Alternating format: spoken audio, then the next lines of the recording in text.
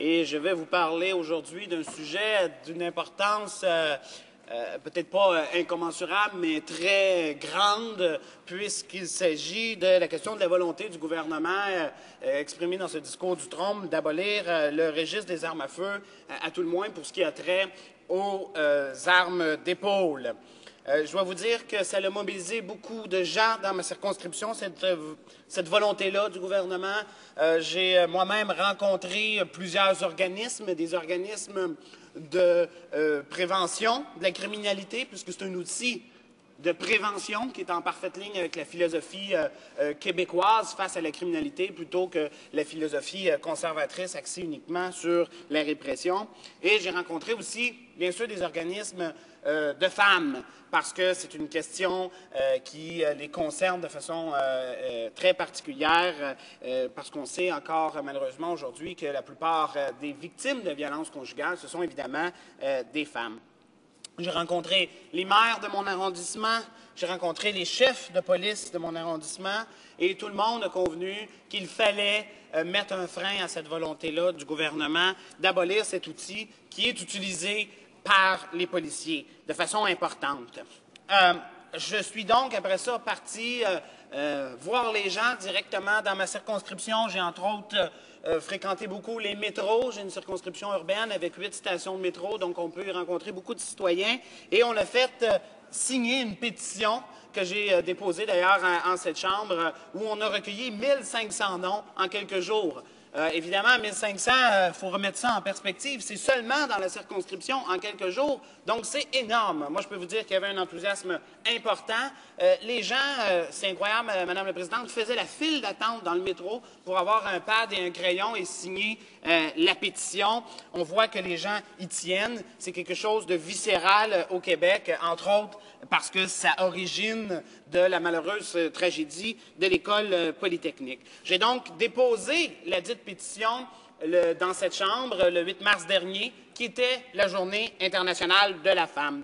Parce que c'est bel et bien une question qui préoccupe particulièrement et qui touche tout particulièrement les femmes. Parce que, vous savez, une bonne partie de l'efficacité du registre des armes à feu a été au niveau des drames conjugaux et au niveau, justement, des meurtres qui ont pu être commis avec des armes d'épaule, ce dont, précisément, le gouvernement conservateur veut se débarrasser. Et, évidemment, l'autre raison pour laquelle les femmes québécoises et les Québécois féministes se préoccupent beaucoup du maintien du registre des armes à feu, c'est bien sûr à cause de son origine, de cette malheureuse tragédie de l'École polytechnique de Montréal, le summum de la misogynie et de la lâcheté, où un individu tenant les femmes pour responsables de tous ses malheurs et de sa propre médiocrité probablement, a été assassiné lâchement avec une arme à feu 14 jeunes femmes. Et il est à signaler d'ailleurs que ces dames-là, dans la fleur de l'âge, ont été assassinées avec une arme dont les conservateurs veulent précisément retirer du registre des armes à feu. C'est Ruger, le nom de l'arme, si ma mémoire est bonne. Et donc, c'est rajouté finalement l'insulte à l'injure pour toutes ces femmes-là qui en ont fait le combat de leur vie, qui ont décidé de prendre cet événement malheureux-là et de dire « on va faire quelque chose ». Et le registre des armes à feu, c'est finalement l'héritage, bien sûr, des victimes, mais aussi des survivantes, des parents des victimes qui se sont battus pour que le Canada, comme la plupart des pays du monde d'ailleurs, se dote d'un registre des armes à feu. Alors, il faut aborder ce débat-là de façon honnête, avec les vrais chiffres. Moi, je suis souvent étonné de voir les adversaires et les conservateurs en particulier complètement dévier le débat, un peu comme un flibustier qui prend en otage un bateau. Bien voilà que les conservateurs se comportent comme des pirates et prennent en otage le débat et vont dire à peu près n'importe quoi et son contraire. J'en prends pour preuve cette réplique qu'on entend souvent des conservateurs. Ben écoutez, la plupart des crimes, de toute manière, des meurtres, des homicides, ne sont pas commis avec des armes d'épaule, ils sont commis avec des armes de poing. Et ils n'ont pas complètement tort d'un point de vue statistique. En 2007, par exemple, il y a 67 des homicides qui sont commis avec des armes de poing et seulement 17 avec des carabines ou des fusils de chasse. Ce qu'ils omettent de dire, c'est qu'en 1997, donc au début du registre des armes à feu, la proportion était passablement différente. Il y avait 50 des meurtres commis avec des armes de poing, mais quand même 39,9, donc plus du double, des homicides qui étaient commis avec des carabines ou des fusils de chasse. Donc, on se retrouve finalement à voir que là où le registre des armes à feu a été le plus utile, là où il a eu le plus d'impact, c'est précisément sur les carabines et sur les fusils de chasse. C'est exactement là que les chiffres démontrent que ça a eu plus d'impact, beaucoup moins sur les armes de poing.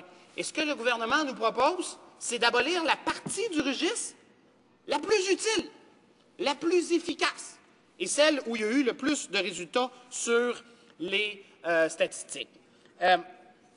Encore et toujours dans la désinformation, ces arguments de peur qu'on ramène constamment. On se croirait à l'Halloween, mais pas de citrouille, il n'y a rien de drôle vraiment, M. le Président, parce qu'on fait peur aux chasseurs en leur disant « si vous vous faites prendre dans le bois et que vous n'avez pas de... Madame la Présidente, oui, merci pour la correction. Si vous faites prendre, par exemple, dans le bois sans votre certificat d'enregistrement, vous allez être traité comme des criminels et vous allez avoir un dossier criminel, vous ne pourrez plus voyager. C'est complètement ridicule. Ce n'est pas du tout le cas. Ce qui se passe, si vous avez une arme sur vous qui n'est pas enregistrée, elle vous sera confisquée. Et vous aurez quelques jours pour aller la récupérer en présentant le certificat d'enregistrement. C'est tout simple, c'est effectivement un peu gênant, mais il faut qu'il y ait quand même une conséquence si on ne se conforme pas à la loi. Et dans tous les cas, c'est beaucoup moins exigeant que si, par exemple, vous oubliez votre enregistrement de votre automobile, où là, vous aurez une amende fort salée, ma foi. Alors, il faut bloquer la route aux conservateurs. Ils ne changeront pas d'avis, ils sont bornés sur cette question-là. Mais il y a deux hommes qui peuvent barrer la route, qu'on doit convaincre de barrer la route. Ces deux hommes, ce sont bien sûr le chef de l'opposition et le chef du NPD, le chef de l'opposition et du Parti libéral. J'entends bien sûr parce qu'au Bloc québécois, on a été unanime à voter contre ce projet de loi.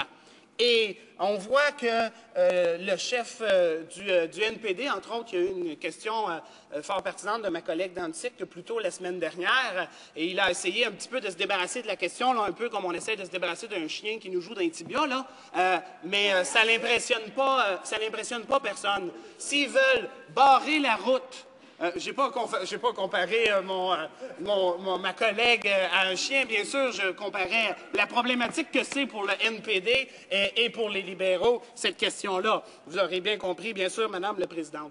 Donc, ces deux chefs doivent cesser leur double discours. Ils doivent avoir le courage de leurs convictions et prendre les mesures pour barrer la route aux conservateurs. J'aimerais finir, Madame la Présidente, en concluant sur la pertinence du registre des armes à feu. Pendant les 10 minutes qu'ont duré mon discours, le registre a été consulté par les policiers à peu près 70 fois. Donc, ces policiers-là ne se sont pas dit « Tiens, j'ai rien à faire, m'aller surfer sur le registre des armes à feu ». Si les policiers, 70 fois depuis le début de mon discours, ont pris la peine d'aller consulter le registre des armes à feu, c'est parce qu'il est utile, Madame la Présidente. Et je pense qu'on doit donc, comme parlementaires, faire confiance à ces policiers-là, respecter la mémoire des victimes de Polytechnique et de tous ceux qui se sont battus après elles pour mettre en place ce registre des armes à feu-là, faire preuve de courage politique et de voter contre le projet de loi du gouvernement et contre ce discours du trône qui veut s'attaquer au registre des armes à feu. Merci, Madame la Présidente.